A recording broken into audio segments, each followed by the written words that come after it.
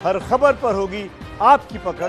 Download कीजिए ABP live app. और इस समय एक बड़ी खबर आ रही है और ये बड़ी खबर हम आपको बता दें। इरफान खान, मशहूर एक्टर इरफान खान नहीं रहे, जिंदगी की जंग हार गए। डायरेक्टर शुजीत सरकार का ये ट्वीट, कैंसर से पीड़ित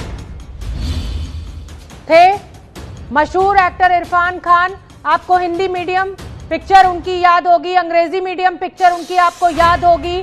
अपनी बेहतरीन कलाकारी अदाकारी के लिए वो जाने जाते थे। और दुखद खबर, मशहूर एक्टर इरफान खान हमारे बीच नहीं रहे। इस समय उनकी जो सबसे जो कहा जाए कि ताज़ी फिल्म कहा, लेटेस्ट जो फिल्म थी वो इंग्लिश मीडियम उनकी फिल्म आई है जो नेटफ्लिक्स पर उपलब्ध है। बहुत सराही गई उनकी एक्टिंग को हमेशा। हमारे साथ हमारे सहयोगी दिबांग जुड़ रहे हैं। दिबांग, इरफान खान का इतनी जल्दी चले जाना बॉलीवुड का बहुत बड़ा नुकसान, देश का बहुत बड़ा नुकसान। क्या ये खबर यह है कि आज उनका दोपहर से पहले करीब 11 बजे उनका कोकिलाबेन अस्पताल में देहांत हुआ। वो कैंसर से काफी लंबे समय से पीड़ित रहे और लगातार उस पे वो इलाज भी करवाते रहे, बाहर भी गए, लेकिन तमाम लड़ाई के बावजूद वो आज उनका देहांत हो गया। बहुत बड़ा नाम है देखिए इरफान खान, और एक तरीके से जो भारतीय सिनेमा को अंतर्राष्ट्रीय पहचान मिली, भारतीय एक्टर्स को, उसमें बहुत बड़ा नाम रहे। आपने कुछ फिल्मों के नाम लिए हैं और एक तरीके से उनकी जो बड़े पर्दे पर शुरुआत हुई वो सलाम मुंबई से, जो 1988 में फिल्म बनी, जो बहुत कामयाब फिल्म रही। कई अंतर्राष्ट्रीय पुरस्कार इस फिल्म को मिले। फिर उन्होंने हासिल, मकबूल, जिसके लिए हासिल के लिए उनको फिल्म फेयर पुरस्कार भी मिला। लाइफ ऑफ पाई में भी दिखाई दिए वो Irfan Khan. Life in A metro, पान सिंह तोमर उनकी बहुत चर्चित फिल्म रही और एक ऐसी फिल्म रही जो छोटे बजट वाली फिल्म जिसने बड़ा धमाका किया, और उसमें उनको राष्ट्रीय पुरस्कार भी मिला, बेस्ट एक्टर पुरस्कार भी मिला। और पान सिंह तोमर के जो डायलॉग हैं वो हर जगह सुनाई देते थे। उनकी एक और फिल्म बिल्कुल जो बहुत चर्चा में रही और अंतर्राष्ट्रीय बड़ी सफलता प्राप्त की, उसमें वो लंच बॉक्स रही। तो ये सारी फिल्में हैं जो उनकी हैं और उनको याद किया जाएगा अपने अलग काम के लिए, इंटेंसिटी के लिए। ये बात है इरफान की। जी दिबांग, आपसे ये भी जानना चाहेंगे कि ये भी जानकारी मिल रही है कि अभी 3-4 दिन पहले इनकी माताजी का भी देहांत हुआ था। जी हाँ, इनका माताजी का भी देहांत हुआ था और इन्होंने मतलब वर्चुअली सिर्फ तस्वीरों देखकर ही माताजी को अंतिम प्रणाम किया था। तो वो एक बात भी बिल्कुल है। और गुजरात में थी उनकी माताजी और वो बॉम्बे में रहे। तो ये एक अलग हट के रोल करना, एक बेहद साधारण चेहरे वाला इंसान जिसकी आंखें बहुत इंटेंस आंखें और हर किरदार में एक अलग एक चीज डालना, ये उनकी बहुत जी। दिबांग, हाँ, आपसे ये भी जानना चाहेंगे कि इरफान खान का जो उपचार था वो लंदन में चल रहा था। ये तस्वीरें भी हमारे सामने आई, कई बार उनके कुछ इंटरव्यूज भी ऑनलाइन हमने देखे। अंतिम सांस उन्होंने कहाँ पर ली है? जी, बम्बई के कोकिलाबेन अस्पताल में। बम्बई के कोकिलाबेन अस्पताल में वो दाखिल हुए थे 2 दिन पहले, आईसीयू में थे और लगातार उनकी हालत बिगड़ती गई और उनका आज 11 बजे के आसपास देहांत हुआ है। दिबांग, जो आप बता रहे थे जी, उनकी माताजी का भी देहांत हुआ है। टोंक की वो रहने वाली थी, ये जा नहीं पाए थे इरफान। कहीं आपको ये आशंका लग रही है कि माता जी का जो लॉस हुआ और अंतिम दर्शन भी वो नहीं कर पाए शायद, और तबीयत खुद की उनकी ठीक नहीं थी, बहुत दिल पर उन्होंने लिया और उनकी हालत बिगड़ती चली गई? ये भी कह सकते हैं। वैसे भी उनकी तबीयत इधर काफी ऊपर नीचे हो ही रही थी लगातार, मतलब कभी वो स्टेबल नहीं हो पाए थे। और ये भी एक बड़ी वजह रही कि वो अचानक उनकी हालत बिगड़ी और बिगड़ती चली गई। और मतलब जो लोग उनको जानते हैं वो जिस तरीके से वो इतने दिन तक रहे वो भी अपने आप में काफी बड़ा हुआ। और अगर आपको याद हो तो कैंसर के बाद वो इधर मीडिया से काफी दूर रहे, फिल्में भी कम करते रहे। कुछ बड़ी फिल्में वो करने वाले थे जो वो फिर उन्होंने की शुजीत सरकार का हम लोग कोट देख रहे हैं, शुजीत की जो बड़ी फिल्म अब आने वाली है उधम सिंह पर, उसके लिए भी थे, लेकिन बाद में उन्होंने मना कर दिया कि वो उसको नहीं कर पाएंगे। तो कई फिल्में उन्होंने अपनी हालत की वजह से छोड़ी भी, और बड़ी कोशिश की उन्होंने, बड़ी कोशिश की, और बहुत अच्छे इंसान थे। उनसे कई बार मुलाकात हुई, दिल्ली आते थे तो बातचीत होती रहती थी। पर अगर आप देखें तो उनको ये भी याद किया जाएगा कि उन्होंने बहुत सारी अंतर्राष्ट्रीय फिल्में भी की, मतलब चाहे वो स्लम डॉग मिलियनेयर हो, न्यूयॉर्क आई लव यू हो, अमेजिंग स्पाइडरमैन लाइफ ऑफ पाई के बारे में मैं बता चुका हूँ, आंगली की फिल्म, जुरासिक वर्ल्ड हो, तो उन फिल्मों में भी वो आते जाते रहे। और एक सहजता थी उनके काम में, और एक बहुत इंटेंसिटी थी, बहुत कम इंटेंसिटी, इतनी इंटेंसिटी वाले एक्टर दिखाई देते हैं जितने वो थे। और शुजीत की जो फिल्म है उसमें वो दीपिका पादुकोणे के साथ थे, सब जानते हैं पीकू को, जिसमें वो बच्चन साहब और उनके साथ थे।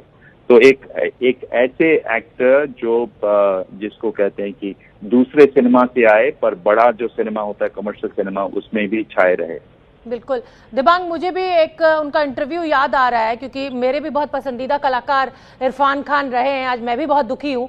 मुझे याद है कि जिस समय उनको ये पता चला कि वो कैंसर से पीड़ित हैं और उनकी पत्नी ने अपील की देश से कि उनके लिए दुआएं कीजिए, उस समय इरफान ने एक छोटी सी लाइन कही थी कि अब तो मेरी ऊंचाई छूने का समय शुरू हुआ था, क्योंकि उस समय हिंदी मीडियम बहुत सफल हुई थी उनकी पिक्चर, और उसके बाद ही अचानक ये कैंसर डिटेक्ट हुआ था। उन्होंने कहा था मैं बहुत संघर्ष कर यहां तक पहुंचा हूं, और अब मुझे लगता है कि अब मेरा सफर ऊंचाई छूने का शुरू हुआ था, और ऐसे में ये खबर बड़ी दुखद। आपको भी याद होगा ये कोटेशन उनका। जी हाँ, बिल्कुल, मुझे ये कोटेशन तो याद है, मुझे उनसे बातचीत भी याद है जो उन्होंने कही कैंसर डिटेक्ट होने के बाद। देखिए, जब इतनी बड़ी कुछ बीमारी होती है तो आपका पूरा नजरिया बदलता है अपनी जिंदगी के बारे में, जिस तरह से अपनी जिंदगी जीते हैं उसके बारे में। और वो ये बहुत पर्सनल बातें हैं, इसलिए बहुत ज्यादा मैं इस पर नहीं बोलना चाहता हूँ। वो चीजें एक तरीके से इरफान में भी दिखाई दी, जिस तरीके से इस कैंसर के बाद जिस तरह से वो बदले एक इंसान के तौर पर। लेकिन एक वही बात होती है कि कैंसर ऐसी बीमारी है जो बहुत कम वक्त छोड़ती है जीने के लिए। जी, तो वही हमने देखा इनके साथ भी, कि बहुत सारी चीजें, बहुत सारी ऐसी चीजें जिनके बारे में बहुत अच्छे दोस्तों को भी नहीं पता थी, वो उन्होंने खुलकर स्वीकार की और बदलने की बात की। लेकिन वक्त बहुत कम रह जाता है फिर। बिल्कुल, और आपको दिबांग ये आप भी समझेंगे और मैं भी समझती हूँ कि जो संघर्ष उन्होंने फिल्म इंडस्ट्री में इस मुकाम को पाने के लिए किया, उसके बाद एक कई सफल फिल्में उन्होंने दी, जो उन्होंने, आप ये देखिए कि बीमार होते हुए उन्होंने इंग्लिश मीडियम पिक्चर की शूटिंग पूरी की। मैं काफ़ी फिल्म इंडस्ट्री में लोगों से मेरी बातचीत होती है, लोगों ने बताया कि एक सीन शूट करने के बाद वो बैठ जाते थे, आराम करते थे, लेकिन वो रुके नहीं और उन्होंने कहा ये फिल्म मैं पूरी करूंगा। लड़ने का जज्बा इरफान खान का हम इस समय बात कर रहे हैं। जी हाँ, बिल्कुल, फिल्म पूरी करूंगा। फिल्म ही नहीं पूरी करूंगा बल्कि उसका जो प्रमोशन हुआ उसमें भी उन्होंने हिस्सा लिया।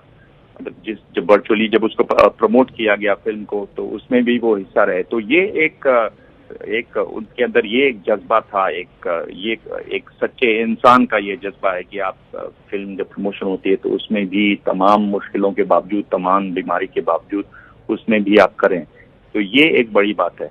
और चीजों को बड़ा अच्छा समझते थे वो।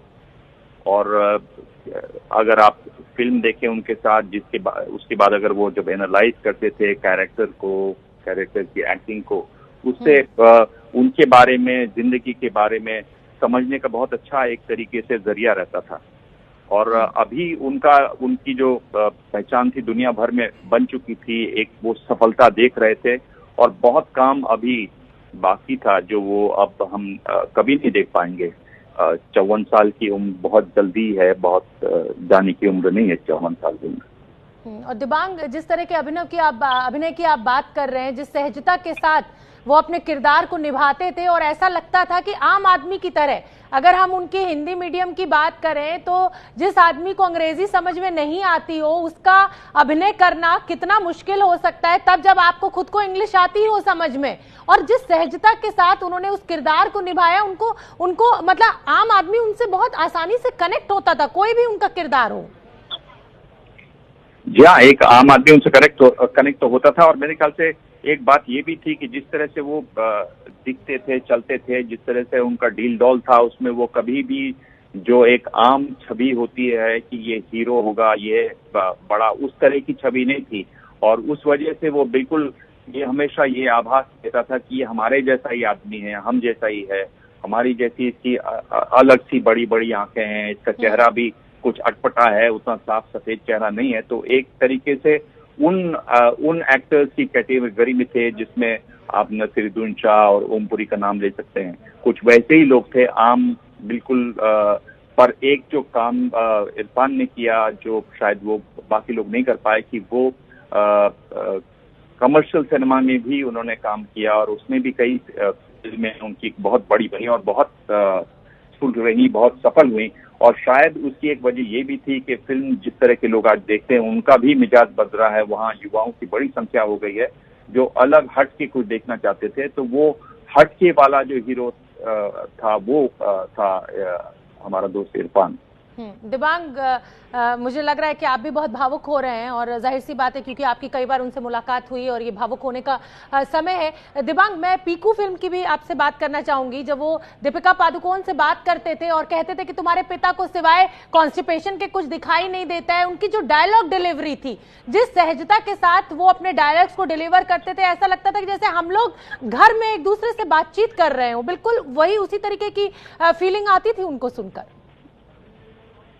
यह बिल्कुल यही उसकी खासियत थी इरफान की, कि जो भी रोल मिलता था ऐसा नहीं लगता था कि वो रोल कर रहे हैं, वो हर रोल को जीते थे, हर रोल में इतना घुस जाते थे। चाहे वो पीकू की आपने बात की या बिल्कुल एकदम अलग फिल्म पीकू से बिल्कुल हट के अगर आप देखें तो जिस तरह का उन्होंने काम किया पान सिंह तोमर में, तो बिल्कुल लगता था कि ये, और क्योंकि मैंने बीहड़ में और बहुत सारे मैंने डाकू जो सरेंडर कर चुके हैं करीब करीब फूलन देवी के बाद और उससे पहले भी करीब करीब सबके इंटरव्यू किए हुए हैं,